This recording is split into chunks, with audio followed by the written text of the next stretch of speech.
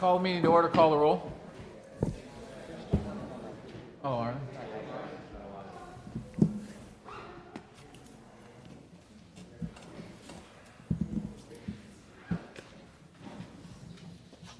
Trustee Fenton? Here. Trustee Dodge? Here. Trustee Calandrello? Here.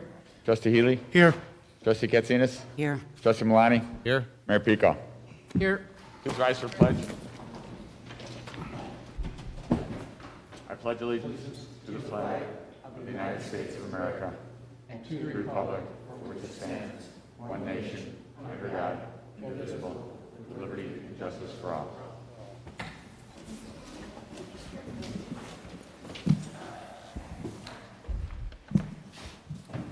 Approval of August 17, 2020 Committee of the Whole minutes.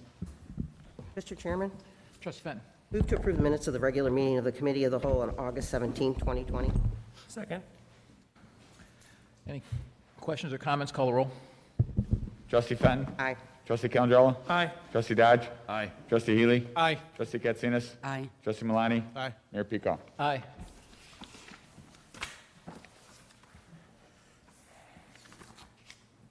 Orland Park Prayer Center South Parking Lot Development Agreement. I'll entertain a motion to move to recommend to the Village Board of Trustees approval of the development agreement for the Orland Park Prayer Center South Parking Lot located at 16530 to 16650 South 104th Avenue and 10440 West 167th Street. So moved. Second. Give us just a really brief outline of this. Okay, so the Prayer Center is proposing to expand their parking by 147 spaces and consolidate with the existing site. As many of you are aware, there's significant demand for and traffic issues that are caused by the amount of traffic to the site. So this should help alleviate some of that, and the development agreement is just memorializing some of the conditions there. So, Are there any questions? Mayor Pico, Trustee Dodge. it seems pretty straightforward. What are the future plans that they have? I know they need the parking, trust me, go Right. past this all the time. We've had discussions with them in the past about this site in particular and building potentially an office space or something along those lines, but at this time, really the only need is for parking. So right now, that's all the discussions have entailed, and in the future, perhaps it could be a secondary or, I guess, tertiary use, given they have the prayer center and the community center already on site. Okay, thank you. Any other comments? Call the roll. Trustee Fenton? Aye. Trustee Healy? Aye. Trustee Dodge? Aye. Trustee Calandrello? Aye. Trustee Katsinas? Aye. Trustee Milani? Aye. Mayor Pico? Keith. You have to vote. Aye. Agenda Initiative, COVID-related public information signs used village-wide.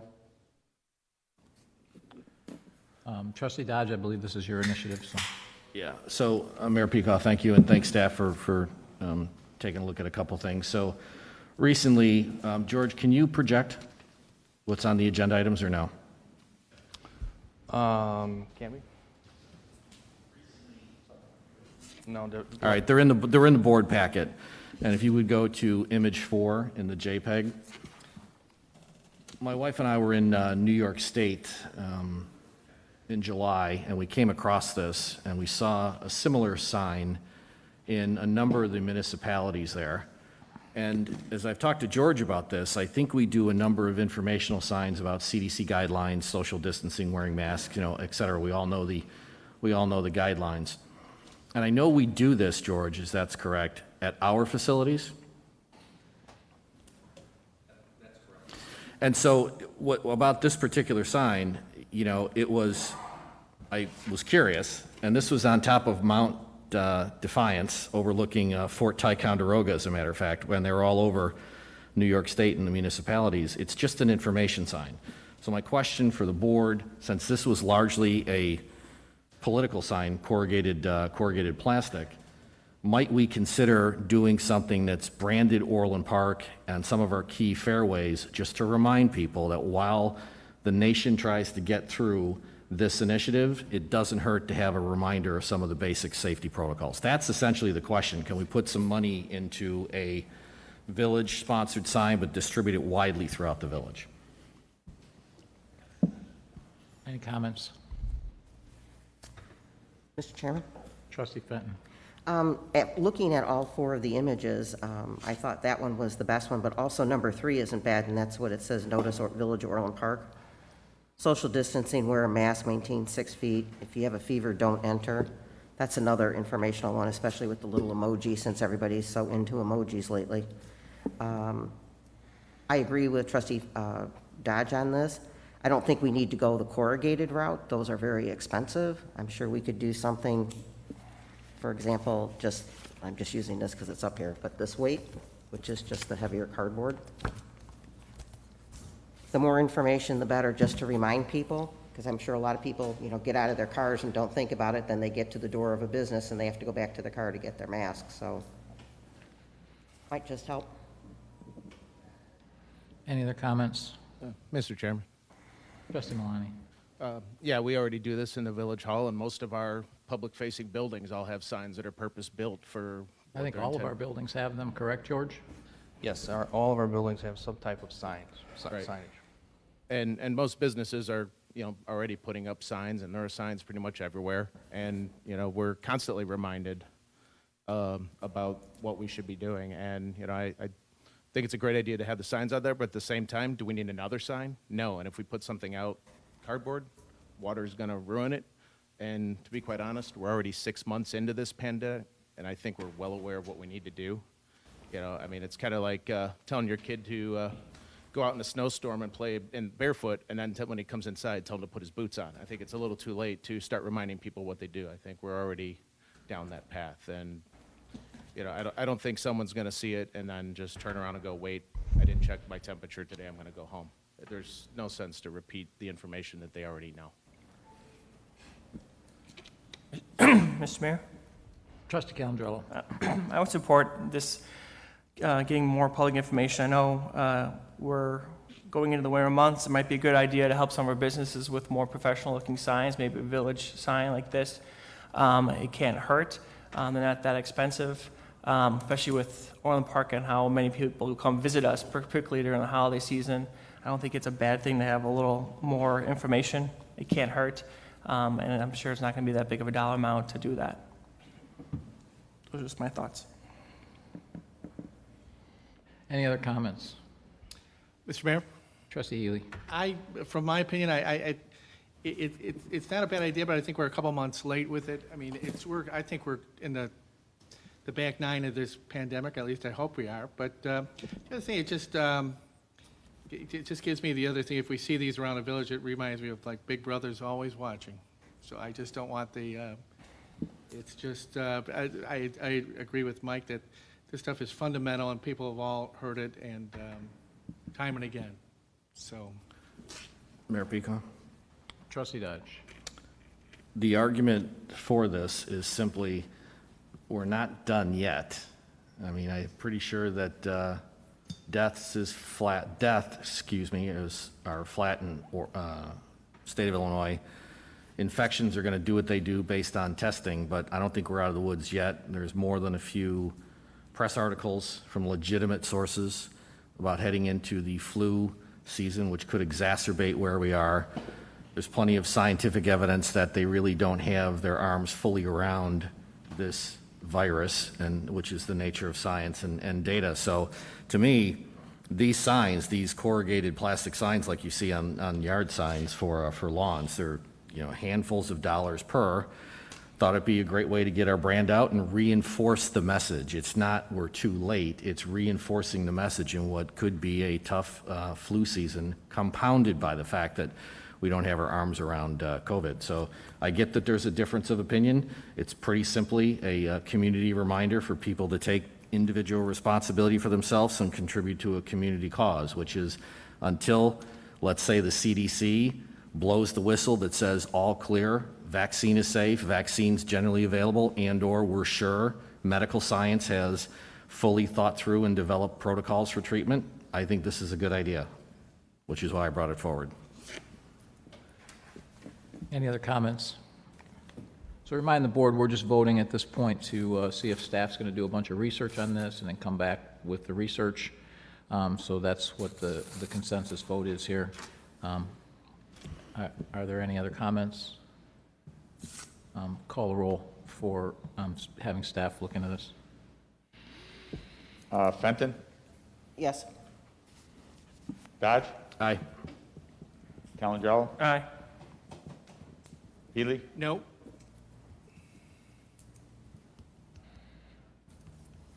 Katsinas, Aye. Malani, no. Pico. No.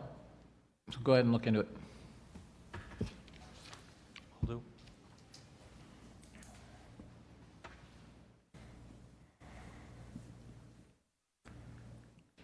Fernway subdivision roadway and ditch improvements, 2020 bid award and construction observation service proposal. Mr. Chairman, Trustee Malani. I move to recommend to the village board to accept the bid from PT Farrow Construction Company of Joliet, Illinois for the Fernway subdivision road and ditch improvements 2020 in the amount not to exceed $1,026,406.77, which is $933,406.77 plus $93,000 contingency. And I move to recommend to the village board to accept the proposal for construction observation services for the Fernway subdivision roadway and ditch improvements 2020 from Christopher B. Burke Engineering Limited of Rosemont, Illinois, in an amount not to exceed $83,566. Second. Are there any questions or comments?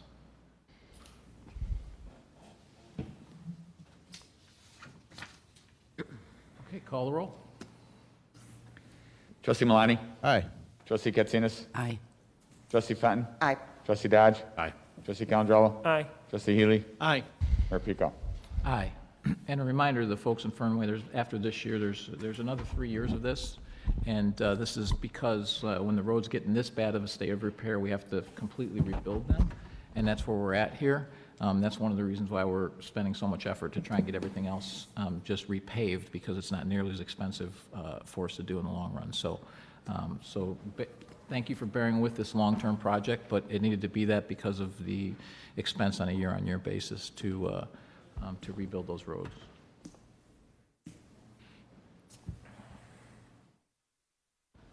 Village Hall boardroom renovation. Could you please show us the presentation? If I could just briefly first introduce this. So this is a result of a 2019 security survey for the building that brought some issues to light with this particular room, requiring some changes. And as part of those changes, initiated a number of other updates and items to be looked at in the room at the same time, at which time Public Works brought in an architect to prepare some concepts for the room. We want to present those to you tonight and get some feedback on the preliminary direction before we take them to the next level and develop a budget figure around them.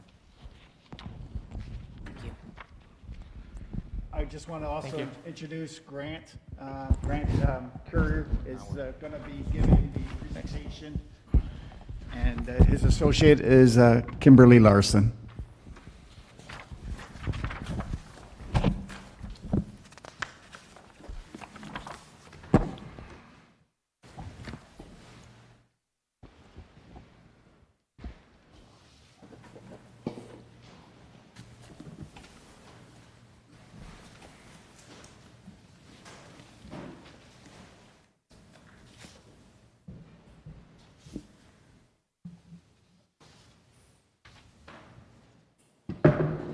Toys.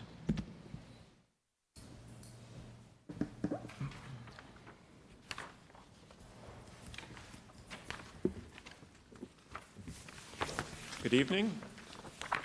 I am Grant Courier, president of Linden Group Architects in Orland Park, Illinois. Proud business to be here. And with me is Kim Larson, one of our interior designers. So we thought we'd run you through the preliminary package that we've put together thus far that kind of outlines a refresh for this space, which is around 30 years old. We came through and did a survey, and also we had these existing documents and put together this as-built plan. You can go to the next view. So on the top of the page, we have the existing dais, the boardroom space, and then these flanking areas. What we're looking at is incorporating staff seating since the Secretary of State has left. So these would be permanent, smaller dais versions for staff to seat at. And we've also incorporated some doors here for exiting out of this bullpen space and this bullpen space. And then we'll go through some of the other slides, but this would be a new podium station, given that the technology in the space will be kind of recharged, redone. The roll-down screen is going to go away for television monitors.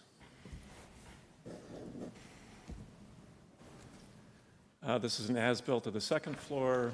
Basically, of the 2.5-story open space and the mezzanine above, the upper hallways, and the support bathrooms. And while we're looking at this plan, what we were trying to incorporate was an AV room for control of the new system, and also a storage facility on this mezzanine space. There's an existing ramp here for handicap access to the patio, which we want to preserve. So we're going to utilize these doors for access to the mezzanine. In conversations with staff, it seems like the mezzanine really has not been completely utilized over the years, and it's some square footage that we can use to better the operation of the room.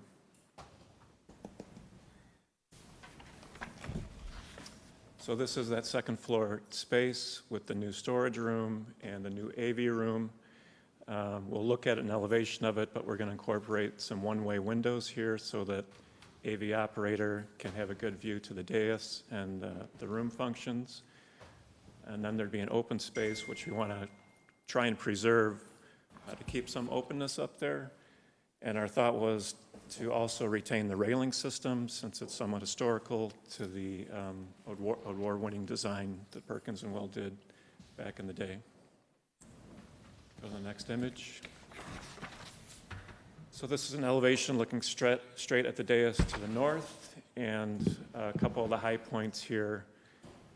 These shaded areas of the glass would have a film applied to them for a little bit more security from the north. And then we were looking at kind of recharging the dais with a new finish on the bottom. We would take out the carpeting and put a more permanent laminate there to tie in with the architecture and the wood of the dais, make it look a little more finished. And the gap below the top counter, we're looking at filling in with a complementary laminate or finish, and that'll give us a place to put the name badges. It'll also help conceal the tablets and iPads or laptops that trustees and the mayor are using. And then we're also looking at infilling those gaps in the side, just to have a little bit more consistency to the architecture of it. Carpeting would be replaced. On this image, you can see some new lighting. Our electrical engineer came through and did a quick photometric, and we're averaging about 12-foot candles in this space. We're looking for 40 to 50 for a meeting room space to have enough light to be able to see what you're looking at. I'm sure everybody has sensed that frustration without having enough light.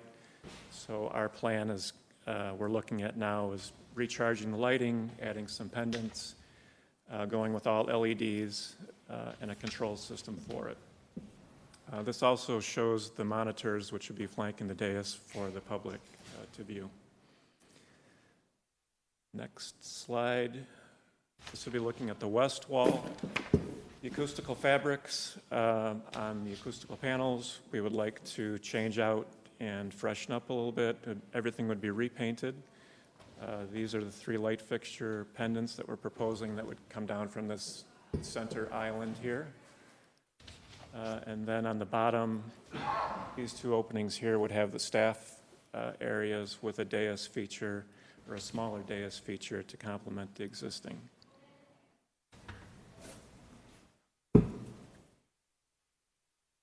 This is looking at the south wall and the railing to remain. It would be refreshed and repainted. The added storage room, the added AV room, and this glass system, again, is the one-way glass in a frame which is white painted to match the existing, and the geometry and module actually aligns with the proportions of the existing glass. And the back pinup wall would be recovered with a new acoustical material. The chair rail would be replaced and new paint. These existing acoustical panels would be recovered with the material that Kim will show you. And run to the next one. Just a placeholder for a new podium feature, which we would incorporate the jewel for the Orland Park logo. And that would have a wireless mic to it. So here we're identifying some of the new finishes. We put on the dais there the color palette. I want to pass that around. Ooh, sorry. But we're looking at 3 paint colors, a flat for the ceiling, basically white, and if you scroll up a little bit, We do this and that. we have an accent color on the back wall of the staff areas, and then a general paint color.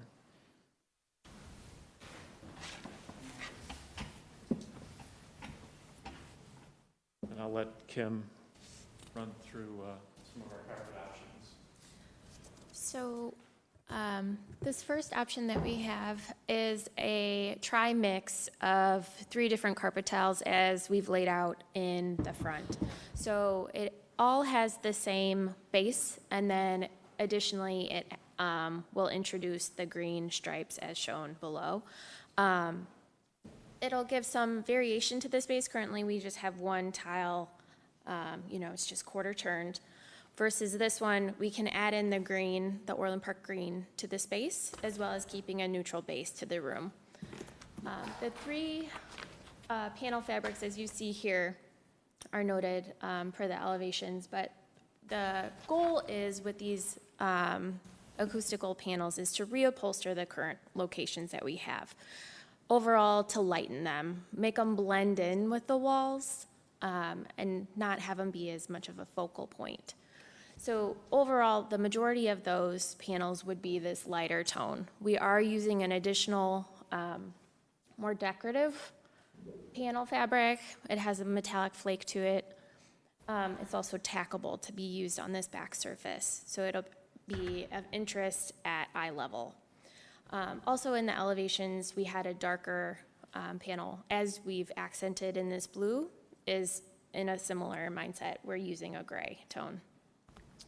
We have recommended a vinyl base. It's a little more substantial than your current, which is just a black 4-inch vinyl base, but it'll wear and perform well. The other item on the page right next to the acoustical ceiling is a Mecco shade fabric or a roller shade fabric. This was a topic that was of concern with the glare that is experienced, especially during sunset. Because of the number of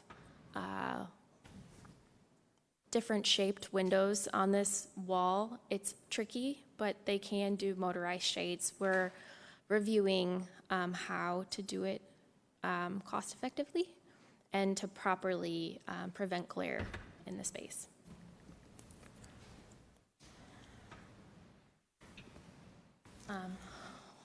Alternately, we had a second pattern, carpet tile, that we have just in the other room. It's more of a border, so we were using a general border tile shown as Grant is showing.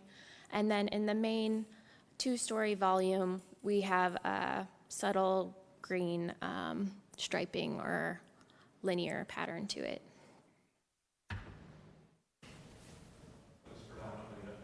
Yeah, it's in the same gray tone as we've had shown on the floor.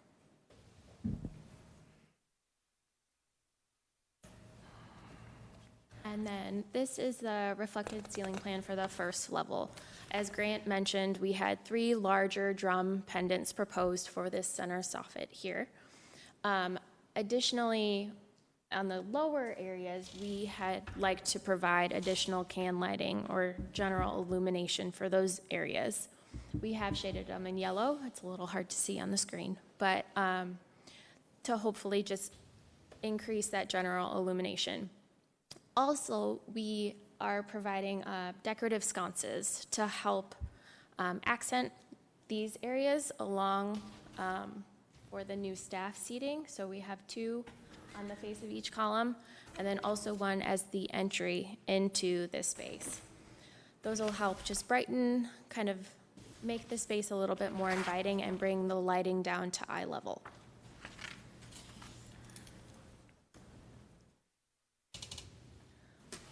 And this is the second floor reflected ceiling plan. So you can see in the 2-story volume, we have those 3 drum pendants as well. And then maintaining that circular recessed fixture in the center where the mezzanine will still show. And then in the storage and new AV space, we would have recessed fan lighting in there. We're looking at relamping, rather than changing the fixtures, see there's lighting posts in the larger space. Fluorescent lamp at this point, so we would change it up to LED, some more lighting above that.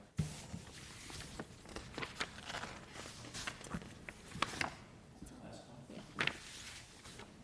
Any questions, comments? Happy to go through them. Any questions or comments?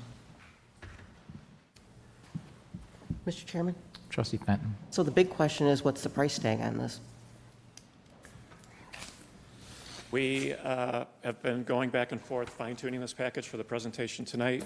We have a couple contractors engaged helping us with budgetary pricing, and we're formulating that, trying to get it organized for staff and the board to review. We know this carpeting is $30 a yard installed. The electrical is a little trickier with the number of fixtures, and but we're going to put together a nice option list for you and make decisions from there. But we're talking in the hundreds of thousands of dollars. My gut feeling is we're going to be north of 100, yes. Just 100? I don't have all I mean, the I know numbers. you're just estimating. I'm just equating it to how much we could get done at a park. Okay. Yeah, I'm not familiar with your park budgets, but as soon as we have everything together, we'll share it with staff, and we can decide how you want to proceed. Any other comments? Mr. Mayor? Trustee Calandrello. Just a couple quick questions. So I noticed on, you don't have to go through the screen, but we're still having an unobstructed view from the dais to the exit for us. I know one of the issues, we talked about safety, and for me, I don't think anything's wrong in this room, but I understand we have safety issues that we could improve. So did anyone give you direction that an increased safety for the board members would be obstructing our path out of here? Because as of right now, we have no unobstructed path to leave the dais if something bad happens. And at least with this drawing, it's still an unobstructed view. So we don't have any safety benefit from that. Did anyone even talk to you about that? About increasing that? Here, so. So there are new exits that have been installed. Right, but I see the new exit, but I don't see, it's still. Well, the problem is you can't go through the wall to the outside. Right, but you can make a wall from, say, where the staff desk is to so at least, I just thought that would be something, to me, it's not about making this more pretty, it's about making it safer. At least that's I don't want to spend that much money, to be honest with you, but we haven't improved the safety. So that's one point I want to bring up if we're talking about design, is to increase the safety on that point. Go ahead, George. There are a number of other safety measures that are just not shown here right now. And we've included them previously, but we'll reiterate them to the board. But as far as that is one of them, is to, right now, access. So I think what you're saying is a kind of wall from the stair. Ideally, a wall from the stairs to, at least on our side, you might have to make it, even for aesthetics purposes, but at least a wall, so if we have to duck out quickly, we have at least some protection. Okay. And I guess I'll wait for the details and other things, but I have some questions about the podium, if it's being reinforced and stuff like that. So I don't know how we talk about that, but that was one thing we always, Right. Chief McCarthy and Joe always talked about, is making this safer. And that was first, and the whole reason we're having these conversations was to make it safer. So there are a number of other, yeah, and we'll get those details to you. Okay. But that's good feedback right there as far as the access immediately from the dais out.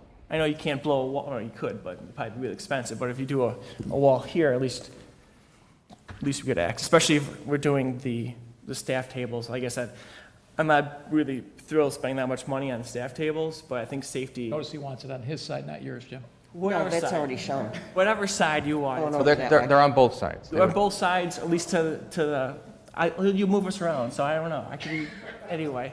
So that's just my one thing, and I'll look forward to some other details about Yeah. the dais itself being safer. Right. It does look like you would have a sight line to this door from that side, but you'd have to cross across the room to get to it. I think that's the point, is to not have to Not to cross have the that. room. And you guys are designers, so I don't know if, that's one thing that we've always been talking about. We're kind of, Well, yeah, obviously, you're somewhat limited by the architecture of the space, and the way the dais was originally placed there kind of pushed as far forward north as it could. So, and I don't know if this is an option, but if you see how the staff table kind of jogs to the left, if it jogged more to the right towards the dais, it connected that way. Yeah, there's no reason why it just couldn't run straight and not have that angle to it. We were just trying to open up Yep, right. the views to it. But. Any other comments? Mr. Chairman? Trustee Healy? I've been fortunate enough on vacations to visit some state houses from Vermont and Oregon and Tennessee and such, and I find them very, the art and the art and the tapestries and the paintings and the murals can be very inspiring. I look at our conference room is no different than the rest of them up here in that I've seen around, but to me, it's uninspiring. It's meant to not offend anybody. And I would much rather have, if it were up to me, I'd have some prints or whatever of historical people who would promote inspiration as far as truth and honesty and voting for the good as a whole, or manifest destiny or whatever. Maybe I'm old-fashioned, but it's that I would think would be fine and inspiring, and send a message to people that there are people that we want to not only honor, but that we also want to look at them for some inspiration as far as how to conduct yourselves in public and on the board floor. So anyway, I'd like to. All we have is the seal of the city out there. It doesn't do anything for me, but and the American flag is put over there. Is that the place for it or whatever? Is there a better place to make it stand out? So I think a little, if there's any way to inject some patriotism or some history, I'm all for that. Thank you.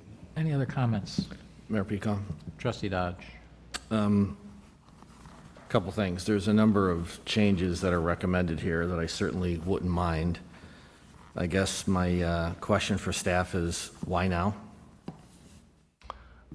So if the board may recall, a few months ago, staff undertook with cooperation with the police department, we undertook a safety or a security assessment of the building.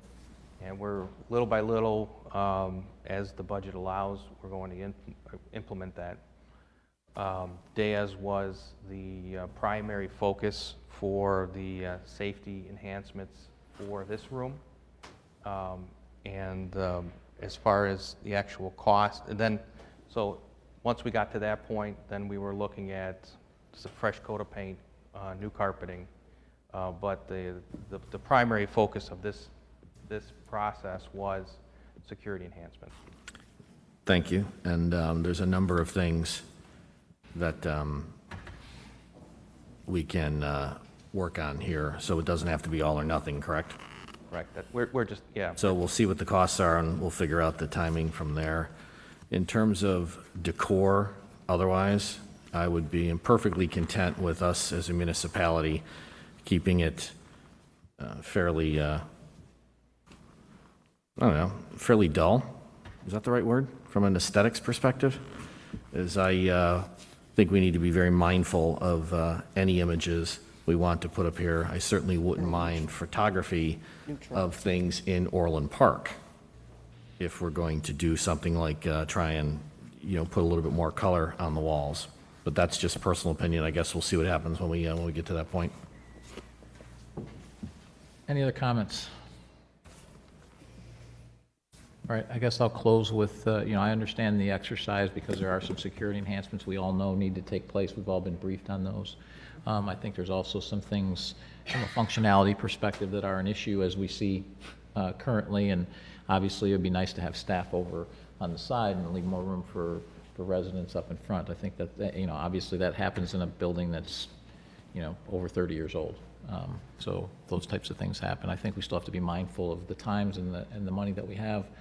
So we may have to do these in phases. Also, I do know that a lot of this work can be done in-house at a much less cost because we do have staff that are very, very good at moving walls and doing electrical and that kind of stuff. They do it regularly. It saves the village a ton of money by doing it in-house. So we have to look at all of that stuff before doing anything. Obviously, security being the biggest mindset. And I also know that, we do have there are some carpet issues and things like that based on, the previous wear and tear on the area. So some of that's going to have to be done anyways eventually. So we have to factor all of that in with what we do. And I realize this is just a first go at it. It's a very good first go. And then we'll just look at what the budget is and look what things need to be, kind of as we've looked at our capital before. It's what has to be done and, what's more of a nice to have. So. And I think maybe if we could just, are you looking for some feedback on like colors? Would that help?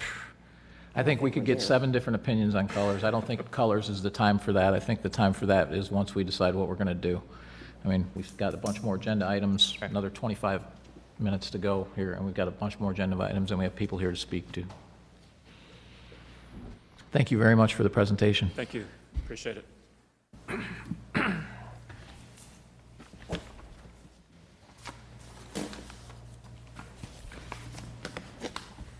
Thanks, Grant. Good to see you. Too.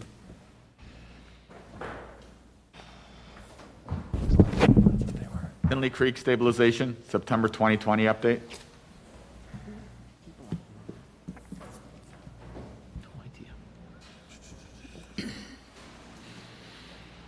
So can you give us a briefing on Tinley Creek stabilization, please? Sure can.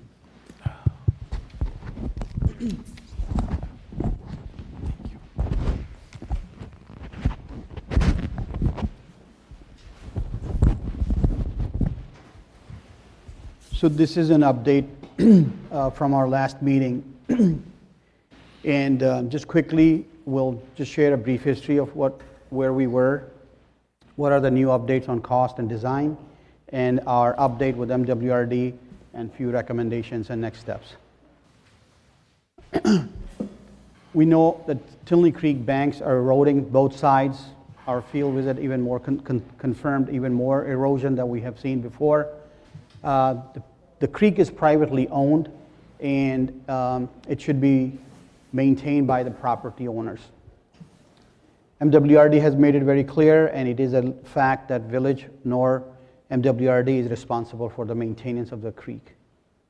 I just sharing some pictures that you may have seen before, just showing the erosion in the creek. Trees are falling down, and in fact, you may not be able to clearly see it, but in the background there is a tree that is in the middle of the creek, which was causing flow issue at the time when we were out there. Just some more pictures of the erosion. Just to show you on this picture on the top left, when the water is high, it goes up as high as to that retaining wall on the right-hand side. If you look at the bottom, that you'll see that there's algae on that wall that shows that the water that goes up that high.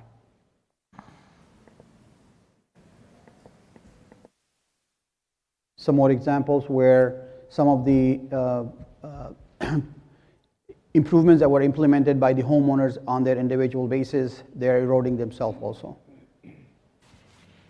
This is the worst case scenario where creek is eroding so far inland that some of the properties that are right next to it are in danger of actually either collapsing or they will require major repair for them to stay up. This is how one of the property owner in Quail Hollow have done it. So in 2014, Village worked with MWRD and we got a $3.1 million commitment by MWRD to spend on the creek stabilization. MWRD completed the design and funds were allocated and were available for implementation. However, majority of the property owners did not offer their property without any compensation. And MWRD's policy is that they would not pay any compensation for right-of-way when they're spending money on the improvement of a creek. So the project is stalled since 2014. At the time, 31 easements were required, and if you take the $3.1 million that MWRD committed for the project, it was as if MWRD was paying $102,000 to each property, and that was their reason that they do not want to pay any compensation for right-of-way. At the time, in 2014, 9 easements were granted by homeowners, 22 easements were not. Utility crossings were not pursued because the easements, 100% easements were not available. Also, Army Corps and IDNR permits would be required at that time also and even now, but those were not pursued either. So what we did is after our last meeting, we went back and we performed the following objects. For task 2014 design and scope was reevaluated. We also looked at if in the last 6 or 7 years that design has to be expanded. And then we also looked at that are there additional areas where that erosion has expanded that we need to expand the project limits.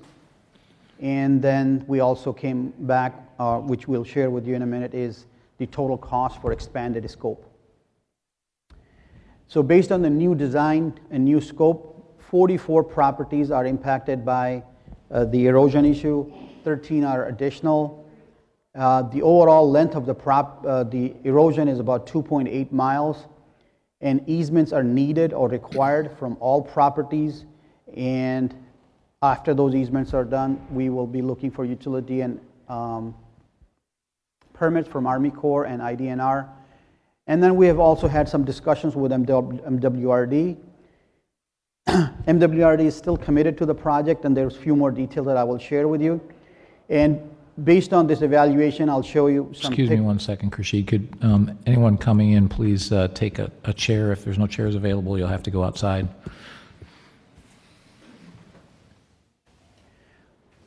I'll share with you some pictures of how some of the improvements will look like. This is one improvement where vegetation retaining wall and riprap was used. This is not our project. Just wanted to show you how some of the improvements might look like. It is another place where rocks were used, but with vegetation to control the erosion. Another picture where a lot more rocks were used. The reason here it was used is because of the water velocity was so high at this corner that it was eroding. That tree was in danger, so this was the solution that was implemented. These are some before and after pictures. On the left-hand side, the right side of the picture is eroding very aggressively, and that's how it was improved on the right-hand side by bringing in some additional dirt and sloping it towards the creek, and that's how the creek was stabilized.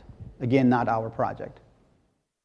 Just another picture on the left-hand side. Again, the creek is eroding on the right-hand side, and the right picture shows the improved condition. Yeah, we get it. Okay.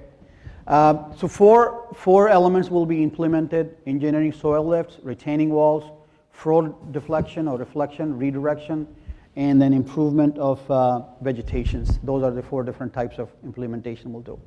Here is the cost summary. The expanded scope, where 44 properties will be improved, our cost estimated at almost $6 million. At present, we are using a 20% contingency based on a lot of unknown factors.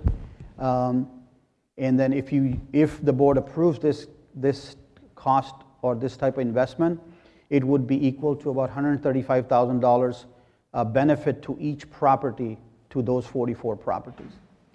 MWRD updated their cost estimate to $3.7 million, which was originally $3.1 million, about $600,000 more. So the difference between our cost estimate with the expanded scope and what MWRD is still committed to is about $2.25 million. Just a quick summary of what I just said. One more way to look at it, on any roadway project or transportation project, we generally have a 70-30 or 80-20 split. On this one, if we go with that cost differences, it would be about 62% for MWRD and 38% for village. We met with the MWRD on August 13 and also had a field visit. MWRD said that they're still committed to this project and they still have the funds available, that $3.1 million is still available. And they may take a minor expansion to the project, but they do not believe that they will be able to go to a $6 million project. Neither the staff showed that interest, and they also said that they believe, according to MWRD staff, that their board may not go for the full project either. They reminded us that it is not their responsibility to maintain the creek, it is property owner's responsibility. And then the last thing they said, that if the village is interested in the expanded scope, then they should consider paying for it. Just a couple suggestions is that if the board agrees that we should commit to the $2.25 million so that we can take advantage of almost $4 million that is coming from the village, from the MWRD. And then the next step is the maintenance cost of the creek. We have estimated that it would be anywhere between $25,000 to $50,000 per year to maintain the creek once, not the creek, the improvements. Once that is implemented, that equates to about $600 to about $1,100 per property per year. The other way to maintain the property is on a per linear foot of creek frontage that each property may have. And one way to achieve that is through a special assessment. And there are details for that that we will be discussing later on. So the next steps, if the board approves or agrees to this additional investment of $2.25 million, the village would go back and set up a meeting with the residents, with MWRD, as soon as possible within the next 2 to 4 weeks. We would need easement agreements from each property owner, hopefully through a voluntary compliance, and then also an acceptance of maintenance cost via an SSA, and also the village's right to access that easement for maintenance. And then we would add the cost to the 2021 CIP budget. If the property owners accept the easement and maintenance cost agreement, then we would proceed with the IGA with MWRD, complete the design, and then we expect to complete the construction by 2022 or early 2023. That's all I have. Questions and comments? Chairman? Trustee Fenton. First of all, so you're banking on the fact that the residents are going to give us the easements, even though they wouldn't give them to to the Water Reclamation District. And then you're also going to tell them that they're going to get a special assessment that they're going to have to pay anywhere from $600 to $1,100 per year. I don't think that's going to happen. But the other thing is, why the 2.5 difference? Why can't we just do what what the Water Reclamation District is recommending for the 31? 7 years difference. Well, no, they upped it, because it was originally 2 something, and now they've upped it to 3.1 million. Right, but it's 7 years and all these additional properties and the additional erosion is the problem. That's exactly right, Trustee Fenton, that there are additional erosion that is happening, and it will continue to happen. So based on the last 2014 design was also based on what the village recommended. And now our recommendation is a little bit more. If we choose to, we can eliminate those properties, but then it will be very difficult for us to defend that why we did some and not the others. The problem's going to get worse, what you're saying. It's already gotten worse. 7 years, it's gotten way worse. It's going to get more, it's going to get worse, it's going to get more expensive. That's true. Right. Okay. Any other questions and comments? Mr. Mayor, Trustee Calandrello. a couple quick questions is, so you came up with a number of what the benefit to the homeowner is. How do you come up with that number? Divide the total amount by the total amount of homeowners? Well, I don't think, That's how they came up with it. Okay. It's their property. We're not taking the property. It remains their property. It's an easement, like a drainage easement. So we're spending that much, so the average property gets that much value of this project. okay, I'll continue my comments. And then another quick question is, Tinley Creek starts in Oak Forest, makes her way through, so that water that creek is benefiting from a lot of people. Orland residents, Tinley, I think it starts from Oak Forest, Tinley, Orland, I think it continues to the Paylesses, if I remember correctly. So I definitely think we need to do the project because it's getting worse. I have a lot of heartburn that we pass on this it improves a lot of people's lives and a lot of water issues.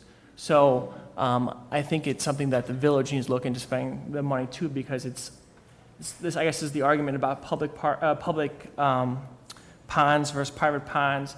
What's benefiting the greater good, what's benefiting the neighborhood. This is benefiting a couple towns. So that's why I have a little heartburn that we push all this cost to the resident. I think we need to have a hard talk about that. We need to do this, yes. It's just how do we pay for it? Because I have a little heartburn of pushing it all on the residents, if at all any to the residents. Trustee Callen, go ahead, please. Oh, you got the mic.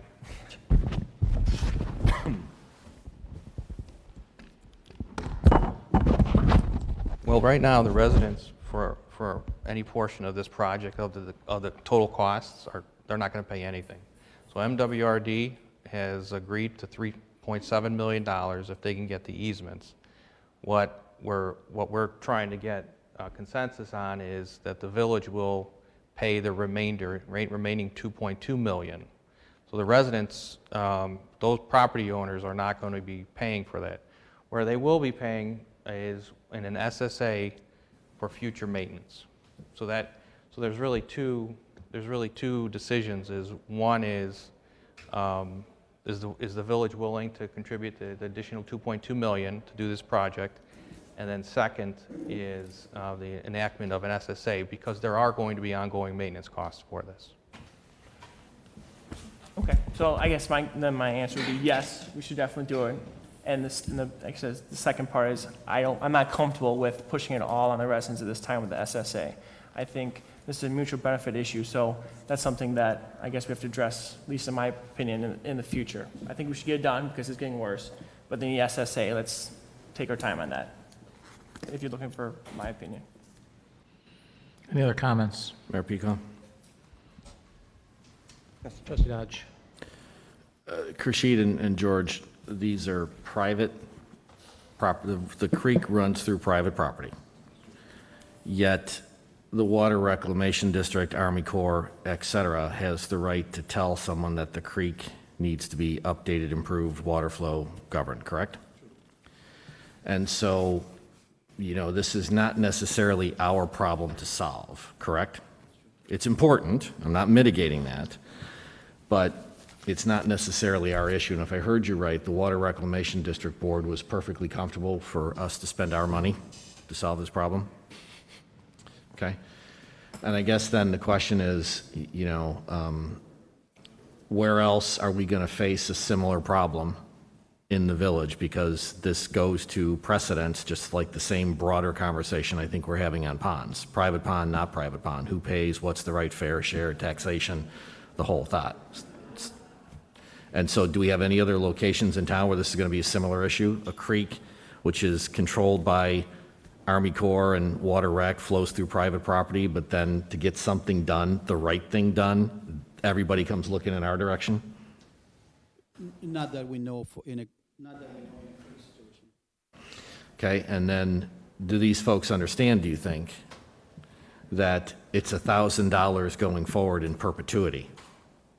They don't, so the next step is if we get consensus on the expanded scope of the project, then there is going to be an open house. It's going to be set up with staff and the residents to kind of go through all of this.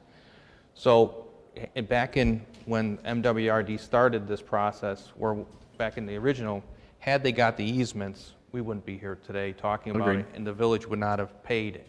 We wouldn't have to be contributing anything. So right now, MWRD is saying they're gonna increase it a little bit, but that to do the project right, the village is going to have to. So I guess then, extending my question, if the residents continue to say no, then what? We can't force the creation of an SSA. Yeah, if more than 50% say no, so that's why the SSA is kind of a part and parcel with this whole process. So it's going to be a belt and suspenders type process. We're going to have an agreement, and as part of that agreement, it will say that they will not object to the SSA. Oh, I get it. I just want to put it out there because as this goes forward, right, I mean, it's a problem that we collectively should solve. We're in a position to solve it.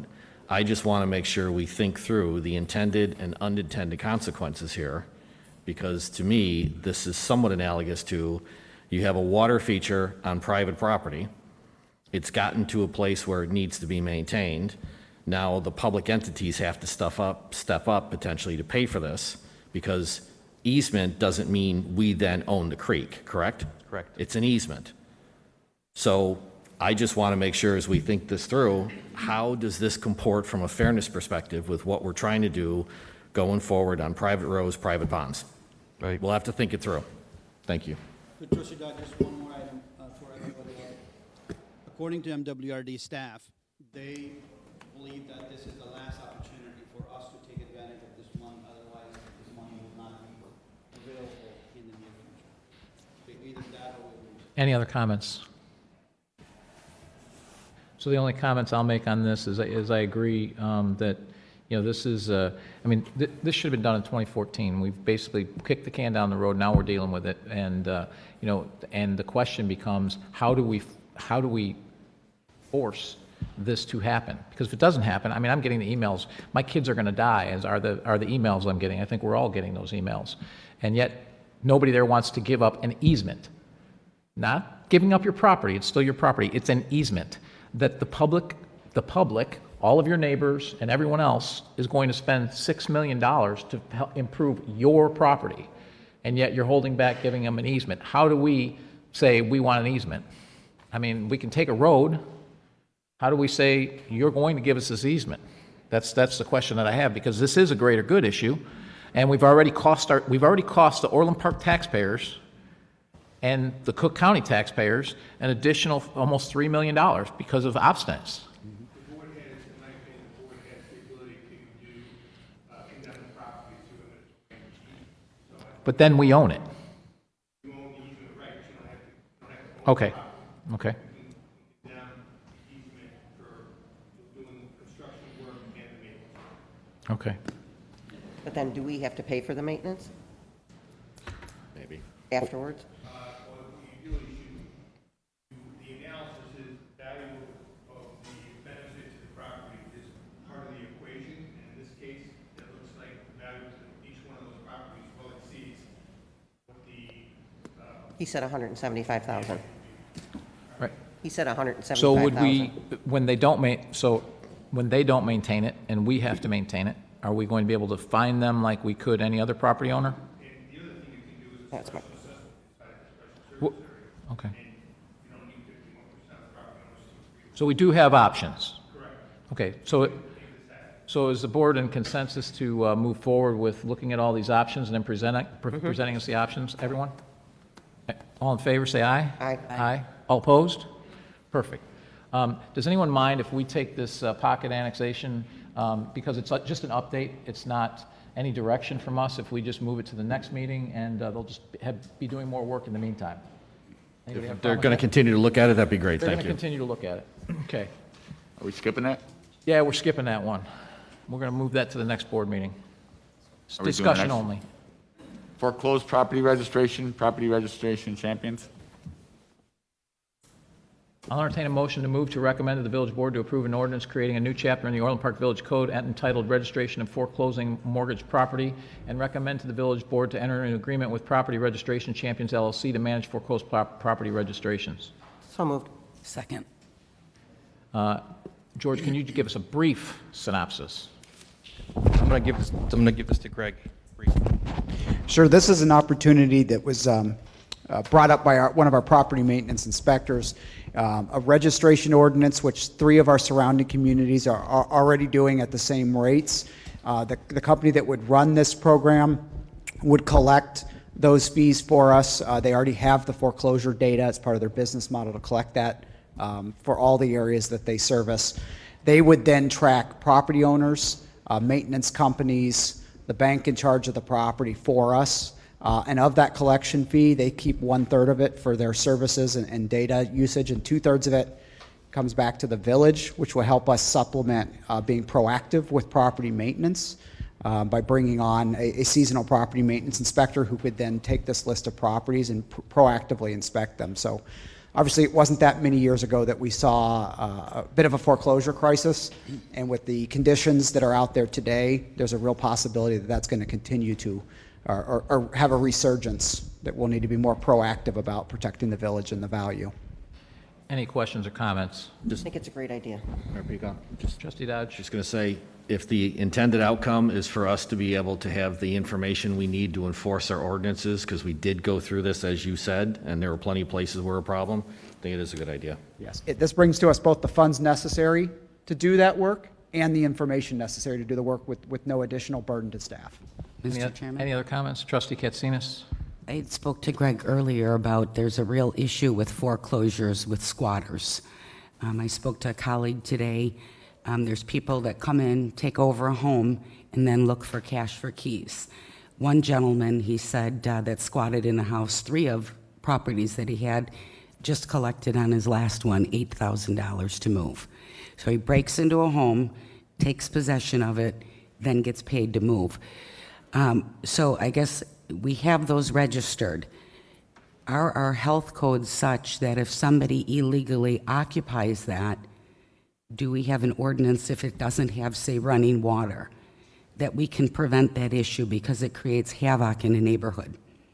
Yeah, I think there are 2 points to that regard. One is that the building codes that we have adopted do say if there's no running water to a facility, that revokes the occupancy of the facility. That's one, and by being proactive and monitoring these properties, because we know where they are and they're registered, we can find those things before they become issues and get the police department involved. Perfect. Thank you, Greg. Any other comments? Call the roll. Trustee Fenn. Aye. Trustee Katsinas. Aye. Trustee Dodge. Aye. Trustee Calandrella. Trustee Healy. Aye. Trustee Malani. Aye. Mayor Pico. Aye. Motion carries. Non-scheduled visitors, Robert Shanklin, and a reminder, you have 3 minutes. Water, water, water. Thank you. Thank you for hearing me. My name is Robert Shanklin. People call me Terry. Can I take this off? Yes. I'm here to represent Eagle Ridge 3, where the pond is going in. We have a pond, and there's a project to put native grass around it. I think it's important you understand that the pond is right in the middle of Eagle Ridge 3, and it's a very serene area, and it's frequented by a lot of people. On any given day in decent weather, there's people fishing, grandfathers with the grandkids, neighbors sitting around commiserating around the pond, people walking around getting some exercise. So looking out the window and seeing this native grass, if you put that in the pond, that's going to be right in people's view, right in their face. That's going to be in their front yard. Nobody here has that in their front yard. People that live in my development paid, when they purchased that home, they paid for that view. And that grass, that's really doesn't solve any problems, is going to choke that type of lifestyle right out of the community. So if you don't have it in your front yard, we shouldn't have to have it in ours. And the question is then why? Why do you want to put the grass in? Right? It's not only is it a hideous looking thing, right?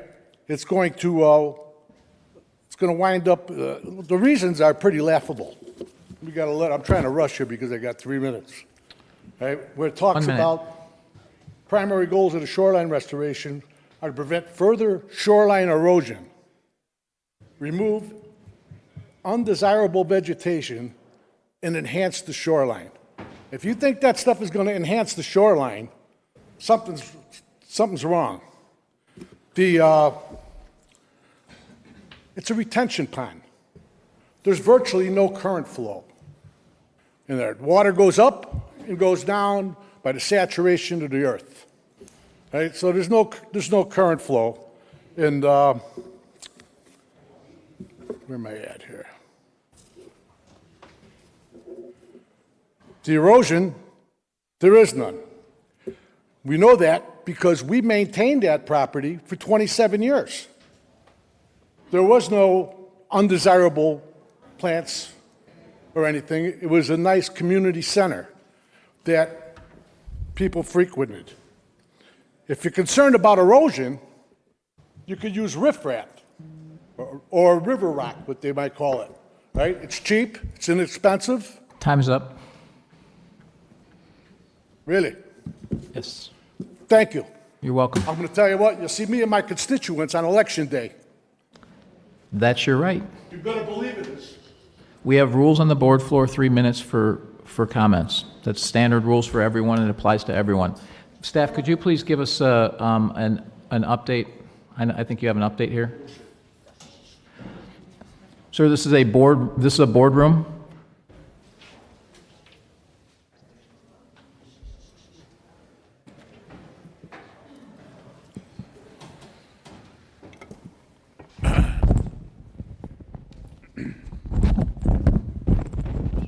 So, good evening, everybody. I just want to go through a little bit of our stormwater detention system we have. So the stormwater basins really are, the primary function is to serve as the collection of rainwater runoff.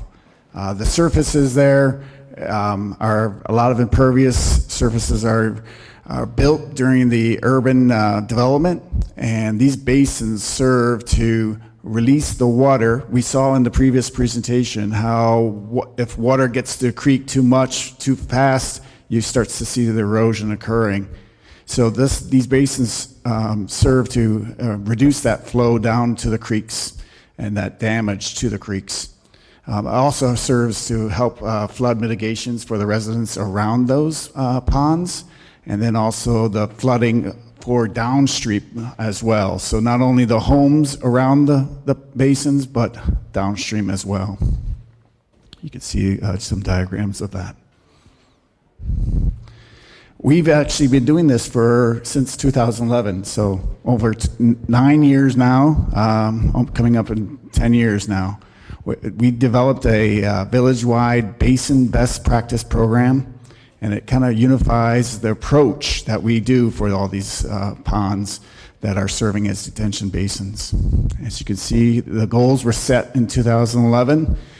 We have over 550 stormwater basins. We maintain about 170 of those. Right now, when we kicked off the program, 24 basins were identified, and currently we have 37 basins that are managed with the qualified ecological restoration contractors. You can see a before picture of one of the ponds.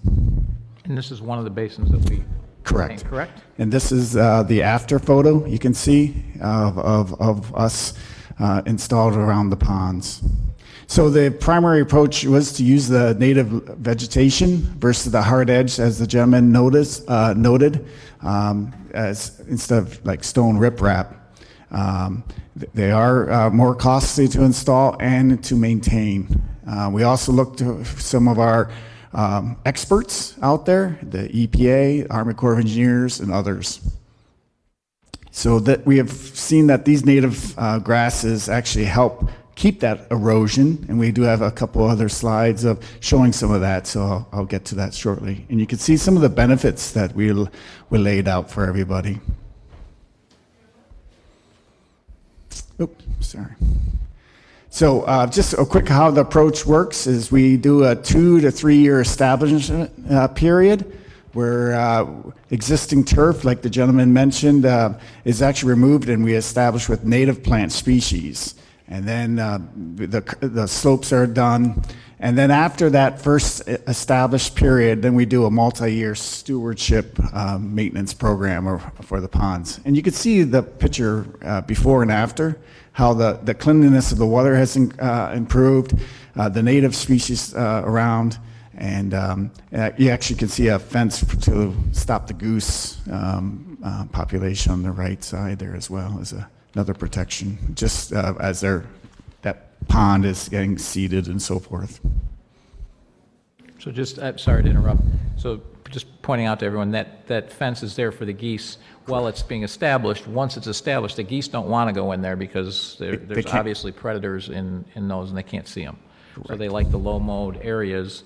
So the having non-low mode areas actually reduces the goose population, correct? Correct. They don't like to transition between the water and the land because they're afraid of in between. So all the goose poop and all that stuff goes away.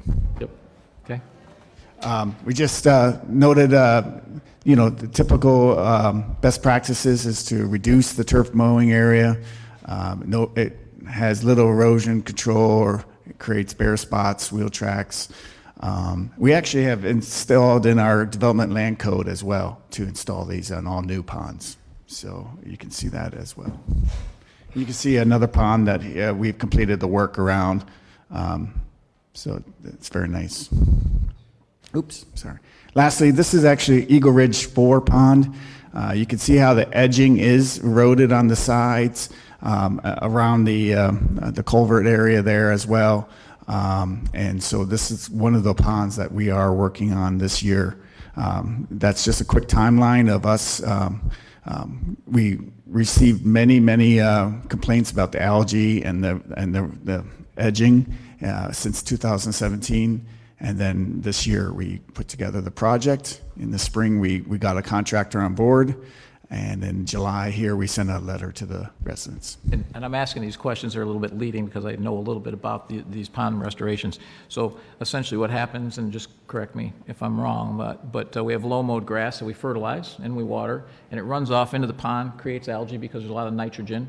It basically chokes off the pond, it chokes off the fish, it chokes off the wildlife, but it also, because it's a retention pond, it does not just retain and go into the ground, it actually goes into the water system. Right. And it goes into the water system with a lot more chemicals in it. So the native plantings filter that, so that there's much less nitrogen, much less sediment, and much less garbage and chemicals that go into the water system, correct? Correct. Thank you. That's a quick overview. I just want to let everybody know about it. Thank you. Any comments from the board? Mayor Pico? Trustee Dodge. Just broadly, over the years, we've had this discussion a number of times with the residents, and let's face it, you go from mowed grass to native plantings, which some people would regard as weeds, to be blunt, when in fact it does have a purpose as the mayor laid out in terms of what it does to the total water cycle. So, current levels of technology, right? This is a good solution, but it's going to be upsetting aesthetically to a number of people. And that's just the reality. And at the end of the day, it's like the ponds out here. They used to be closely mowed. Now they have native grasses around it. They look very nice. It's not all 100 feet. It's a 10 or 15 foot buffer, so there's still mowed grass. It's just a transition. It eliminates geese. It eliminates a lot of problems that you have. You're right. Aesthetically, some people like brown. Some people like red. I mean, you're not going to be able to please everybody with it, but it's the right thing to do from a maintenance perspective, from a nuisance perspective regarding the geese and all of that, as well as from a water quality perspective. And it's less costly to maintain. So all of the above, it pretty much checks all those boxes for a greater good. What was 30 years ago was the standard is no longer the standard. Would this pond even meet code anymore, Ed? No, it would not. We wouldn't allow it. Right. So I think that that's why we've updated our codes, and since we're responsible for maintaining it and we take care of it, then that's how we maintain it. Okay, I'll entertain a motion to adjourn. So moved. Second. All in favor? Aye. He wanted to talk. I don't know. Who wanted to talk? That gentleman back there, What gentleman back where? raising his hand. Okay, so non-scheduled visitors, no one else signed in, so You can come up here and speak. You have 3 minutes. Thanks for letting me know. You're welcome. And if you could give your name and address, please. My name is Angelo Lambros. My new address, after 30 years in Homewood, my wife and I just recently moved here last week. My address is 18128 Tennessee Lane. I am on the corner of the pond. We looked at several homes and made the decision to move at that location a week ago because of the pond. It is spectacular to open up the shades and look out and see it. Now, people can say one thing or another, but nothing replaces looking at that pond, looking at the ducks, looking at the geese, looking at the people fishing. We spend a lot of money making this transition, and the only reason we went there opposed to other locations in Orland was because of the pond, the area, and how well kept everything is. And it's a little alarming to think we spend all this money to open up our shades and look at weeds. I have seen these ponds in Homewood and other places. It is not pleasant, and I don't think it favors the people on the pond. I think it takes away the value of the property, and after investing the money that my wife and I have put into this and all the other people in that pond, I think this is a wrong decision, and it's one that is really disturbing after just moving here a week ago. So I really hope that in honor of the people on that pond and the people in the area, you will seriously look at this and not take this situation lightly. There's ideas you can do with rocks, but leave it open, leave the grass out, and let people enjoy what they spent thousands of dollars for, opposed to making us believe we've wasted our time coming here. So please, reevaluate this decision. That's all I have to say. Thank you. Thank you for your comments. I'll entertain a motion to adjourn. So moved. Second. All in favor? Aye. All opposed? We're adjourned. We will meet back at 25 after to start the regular board meeting. Give you guys a chance for a bio break.